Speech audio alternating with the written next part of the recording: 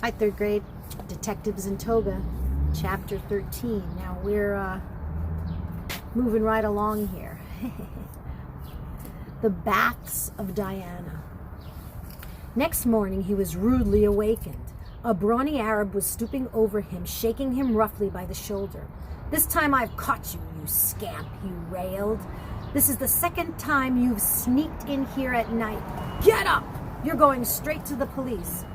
Mucius started up, stammering, "What's the matter? Where am I? Who are you?" "I am the superintendent," the Arab said. "How did you get in here?" "I fell through by accident," Mucius said, pointing to the skylight high overhead through which a bit of morning sky could be seen. "You're lying," the superintendent grunted. "You jumped in here night before last, too. Yesterday morning you got away from me, but you won't be so lucky today." "I'm not lying," Mucius cried out. "I did fall in last night and never before." "Oh ho, you deny it. What's your name?"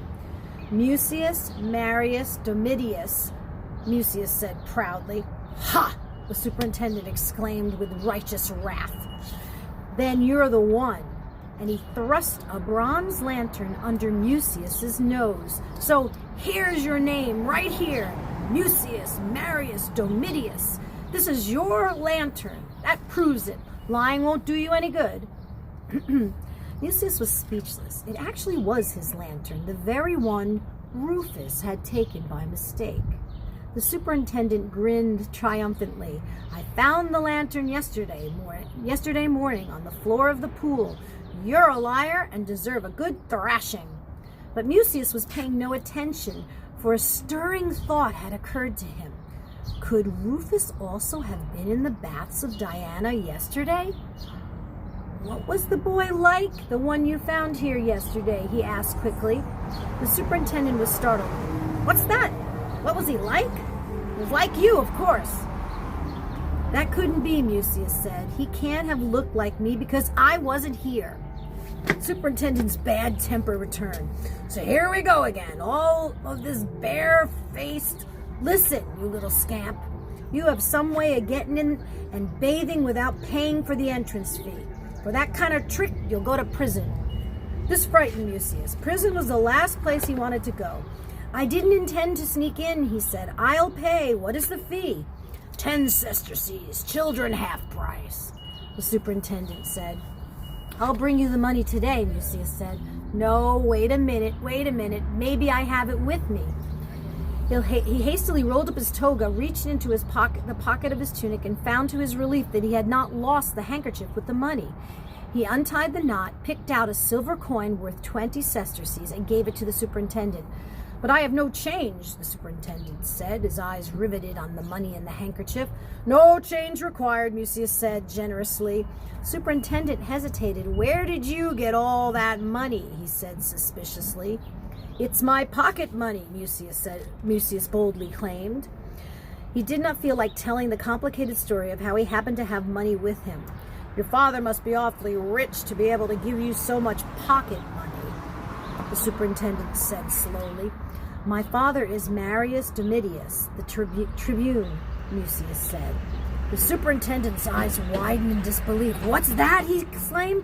"His Excellency Domitius? You mean it?" Mucius gave a superior smile and pointed to the lantern. "There it is," he said. "Marius Domitius. You just read it to me." The superintendent's manner changed abruptly.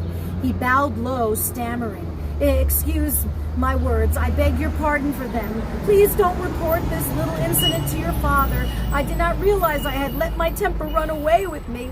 After all, I am in charge here and have to see that the rules are observed. We can't have just anybody sneaking in and using the baths without paying. Besides, it's dangerous. I drain out the water of the pool every night. If the boys get into the habit of sneaking in via the roof, one of them sooner or later is going to jump into the pool, empty pool, and break all his bones. And then won't I be in trouble? You were very lucky, young sir, that there was still enough water in the basin. Shall I dry your clothes? You can't go home in that state." "No time for that," Mucius said, suddenly realizing that he had not been home all night. "How late is it?" "The sun has not about risen the sun has just about risen. I must hurry, Mucius said, and started at a trot for the entrance. Almost immediately, however, he slowed to a stop. Tell me about the boy who was here last night, he asked. When I opened the doors yesterday morning, the superintendent said, a boy dashed out of the building, almost knocking me down as he went by. It happened so quickly that I only caught a glimpse of him from the back. I couldn't catch him either. He shot off like a barbarian. He must have come in by the way of the roof the night before.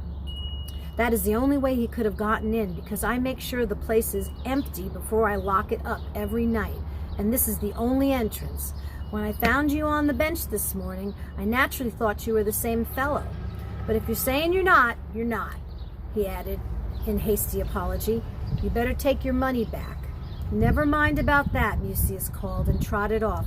Very kind of you, young sir, the superintendent called after him.